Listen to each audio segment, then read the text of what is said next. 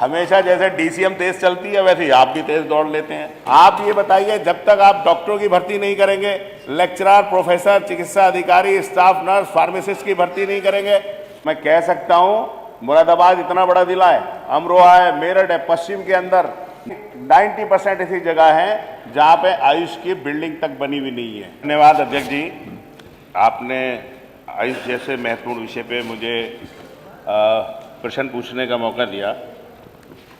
अध्यक्ष जी, हम लोगों ने सवाल किया था कि उत्तर प्रदेश में आयुष चिकित्सा सेवाओं की गुणवत्ता सुलभता हेतु कोई कार्य योजना बनाई गई है या नहीं बनाई गई। जब मंत्री जी का जवाब आया है, उस जवाब से ये लगता है कि जैसे उत्तर प्रदेश के अंदर अब कोई बीमारी नहीं रहा और पूरे उत्तर प्रदेश के किसी आदमी को दवाइयों की ज़रूरत ही नहीं है, डॉक्टरों की ज़रूरत ही नहीं है, इलाज की ज़रूरत ही नहीं है। और जब मंत्री जी जवाब देते हैं तो ऐसा महसूस होता है कि उत्तर प्रदेश के अंदर स्वास्थ्य विभाग में इतनी बड़ी क्रांति मंत्री जी ने कर दी है कि इससे पहले कभी कुछ लोगों को वो मिलता ही नहीं था। अध्यक्ष जी, आज उत्तर प्रदेश के अंदर आयुष चिकित्सा की हालत ये है, मंत्री जी ने जवाब दिया कि हमने डिस्पेंसरी 316 और 4 शैय्या राजकीय आयुर्वेदिक चिकित्सालय 1654, ये सिर्फ आंकड़े हैं आपके इस जवाब के। जबकि आप धरातल पे चले जाएंगे तो मैं कह सकता हूं मुरादाबाद इतना बड़ा जिला है, अमरोहा है, मेरठ है, पश्चिम के अंदर 90% ऐसी जगह है जहां पे आयुष की बिल्डिंग तक बनी हुई नहीं है और वो दूसरी जगहों पर दूसरे कार्यालयों के अंदर चल रही है। और मंत्री जी जब दूसरी जगह कह देते हैं कि हमें कोई सरोकार ही नहीं है इन चीज़ों से, फोटो के लिए खिंचवाते हैं, तो मैं थोड़ी सी आपसे, मंत्री जी आपके पास दूसरे भी विभाग हैं, माननीय मुख्यमंत्री जी भी यहाँ पर बैठे हैं। मुरादाबाद सर इतना बड़ा जनपद है, मंडल है, मुख्यालय है, मंत्री जी कहते हैं 1 डिस्ट्रिक्ट 1 मेडिकल कॉलेज, लेकिन आपने जो टाई अप किया मुरादाबाद के अंदर एक ऐसे मेडिकल कॉलेज से टाई अप किया है, अगर आपकी उसकी लिस्ट आप मंगा के देख लेंगे तो वहाँ पर आपको वही इलाज मिलेगा, वही कीमतों में इलाज मिलेगा, वही कीमतों में जांच मिलेगी जो प्राइवेट उसमें हो रहा है।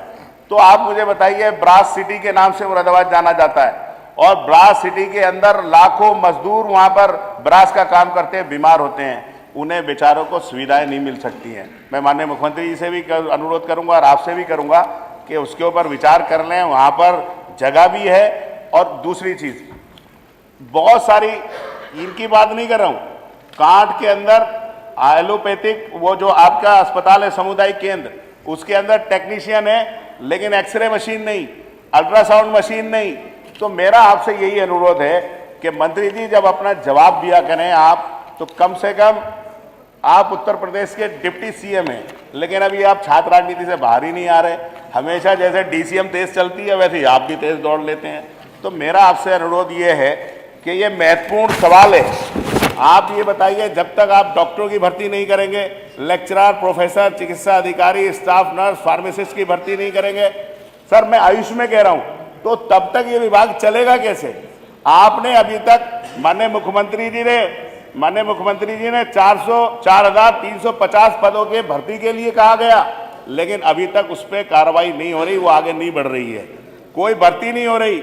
और जो बजट है, बजट भी इतना कम है एलोपैथी के उससे कि आप उसको चला ही नहीं सकते इस विभाग को। दूसरा, जो इसके अंदर जो प्राइवेट कॉलेजों को आपने कहा कि इतने प्राइवेट कॉलेज 18 हम लोगों ने उन्हें दे रखी है, मंत्री जी आप उनकी जांच करा लीजिए।